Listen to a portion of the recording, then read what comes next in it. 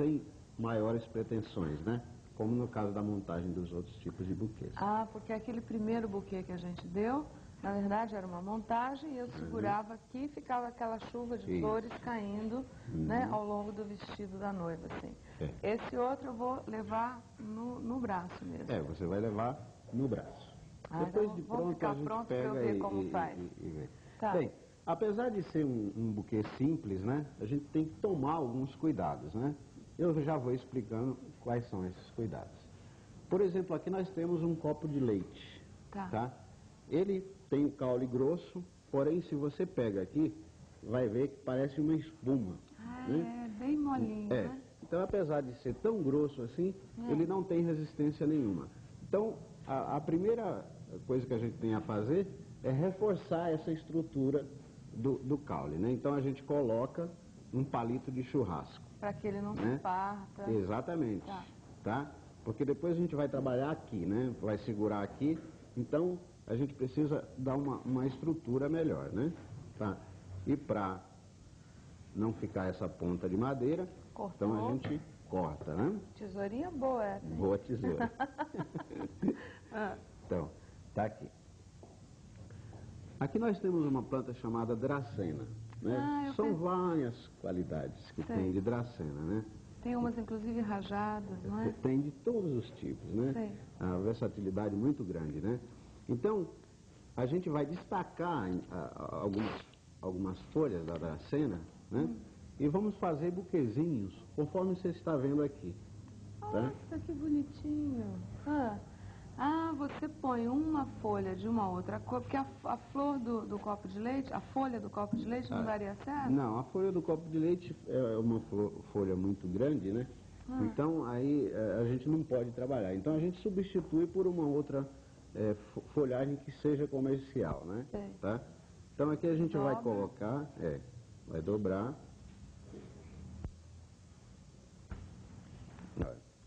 Dessa forma. Peraí, não é tão assim, faz de novo. Vamos fazer novamente? A primeira, vamos pegar. Vamos fazer novamente. Presta atenção aí, ó. Isso daqui tem que usar a criatividade, tá? Eu estou fazendo dessa forma e a pessoa poderá então inventar outras formas, tá? Põe uma em cima da outra. A gente põe aqui, né? E pode colocar uma terceira aqui. Ou então pode deixar só aquelas duas que já estavam, né? Tá? Bem, agora aqui embaixo a gente tem um volume muito grande de materiais. Então o que a gente vai fazer, tá?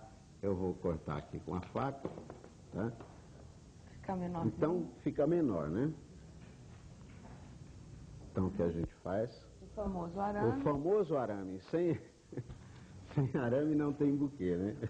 E que grossura é esse arame que você está usando? Esse arame é o arame número 26. Tá, é fininho esse. É fininho. Então a gente pode agora amarrar o arame ao copo de leite. Você deixa uma sobrinha do arame, hein? Do arame, aí você... passo aqui, né? Ele é muito fininho, então não precisa a gente estar usando alicate. Com a própria mão a gente faz esse trabalho, tá? E você ainda dá um acabamento. A gente dá um acabamento aqui para não ficar aparecendo esse arame, né? Tá? Então aqui a gente está utilizando a fita floral, ou no caso poderia ser utilizado também o papel crepom. Tá?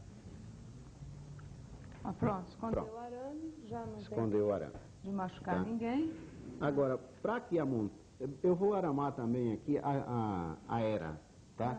Que a gente vai colocar a era, e é muito importante as pessoas saberem como faz essa aramação. Tá? O processo é aramar. Aramar. Você tem que colocar arame para poder trabalhar. Então isso aqui a gente já viu antes, né? Tá? Quem está vendo o programa hoje pela primeira vez, é assim o processo de aramação. Tá? Começou, enrolou tudo aí. E esse processo de aramação, ele passa por várias etapas, né? Essa daqui, por exemplo, eu preciso de um arame mais grosso, tá? Então eu pego aquele arame que eu passei aqui, o número 21, e coloco em cima de um arame 18, passo junto um com o outro, né?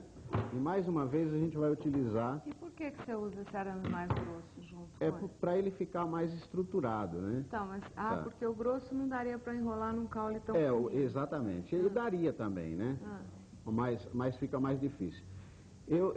Com isso eu quero dizer ao telespectador que ele pode utilizar um arame grosso e um arame fino para unir os dois, desde que ele não tenha condições de colocar aquele arame grosso diretamente no caule, tá? Porque o trabalho de florista, ele necessita de dicas desse tipo, né? Então, entendi. Tá? Quer dizer, se eu tenho um caule mais grosso, eu posso, no caso, pegar um arame já mais grosso e dar aquela primeira enrolada, prender e continuar com ele. Com certeza. Quando não, quando é fininho assim, que não daria nem para enrolar, eu ponho primeiro o fininho para dar estrutura. Isso. E depois junto o grosso para ficar durinho. Isso. Fica parecendo... E esse processo... Fada madrinha, me verdinho. Esse processo é sempre partindo de um arame, por exemplo. Nós trabalhamos com o arame 26, o arame 21 e o 18. Então, sempre que a gente vai reforçar, que é o caso disso aqui, é sempre o mais fino, ele vai reforçar o imediatamente mais grosso. Tá? Entendi. Ou seja, o arame 26 vai reforçar o arame 21. E o arame 21 vai reforçar o arame 18. Ah, tá. E são esses 3 números que você usa na floricultura. Exatamente. Para você dar aulas de arranjo e tudo. Esporadicamente pode-se usar outra bitola de arame, mas basicamente são esses três. Pronto, agora está feito esse. Está feito esse. Agora vamos à montagem, tá? Quer dizer, quantos normalmente num buquê de braço você coloca, Gesino? Os elementos são geralmente em torno de 5 a 7. Não tá? mais que isso. Pode-se colocar mais desde que você tenha flores pequenas. Aí você faz... Aquele buquê do campo que a Jane fez ontem poderia ser feito em braçada, né? Então aí você teria que colocar muito mais flores para dar um volume bonito. E aí em camadas também. Aí em camadas também. Quer dizer, iria descendo assim para ficar como se fosse como se fosse um buquê daqueles que a gente compra normalmente na floricultura, só que sem aquela embalagem, né? Tá? Então vamos colocar os copos de leite.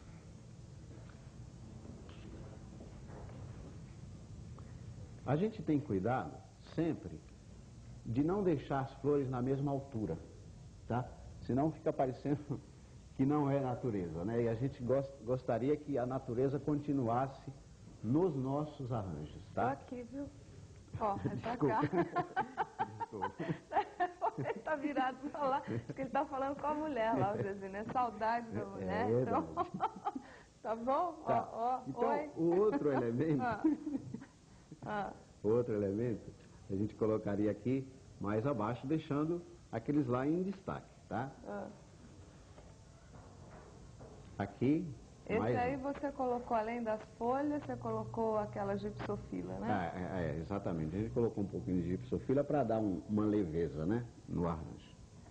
Aqui a gente tem a solidáster, tá? Então eu coloco a solidáster lá no fundo, tá? Para fechar aquela parte do fundo.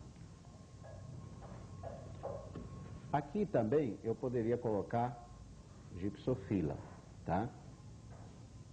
E agora a gente coloca a era, isso. Olha aí, quem diria, tá vendo? É um buquê simples, que não é muito difundido, mas é muito bonito.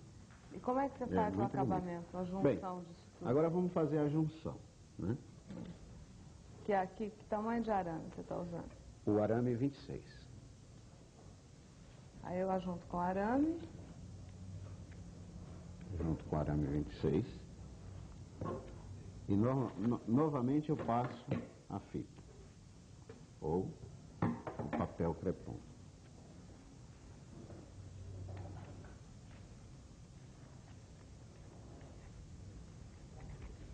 Quer dizer, é sempre tomar o cuidado você em casa que for fazer ou for experimentar fazer, de estar escondendo sempre, protegendo o arame para não machucar, para não ter nenhuma surpresa aí. E não ficar feio também, né? Tá. Bem, o copo de leite ele sempre corre da posição, mas aí tem que ajeitar. Né? E aí? E aí agora a gente vai colocar um laço. E você deixa esses caules para baixo aí, eles continuam assim? Eles continuam assim, que é para parecer mesmo aquilo que eu disse no início, uma coisa bem natural, né? Tá. Agora vamos deixar de lado nosso buquê e vamos fazer então um laço, tá? Você sugere que use o que num buquê desse branco, se fosse o caso? Qualquer fita, pode ser fita de cetim, fita de organdi, de organza, né? Tá? O que a gente vai utilizar? Que fita é essa aqui, Julinho? Como chama a fita? E agora? Crinol. Crinol? Crinol. Olha que estranho.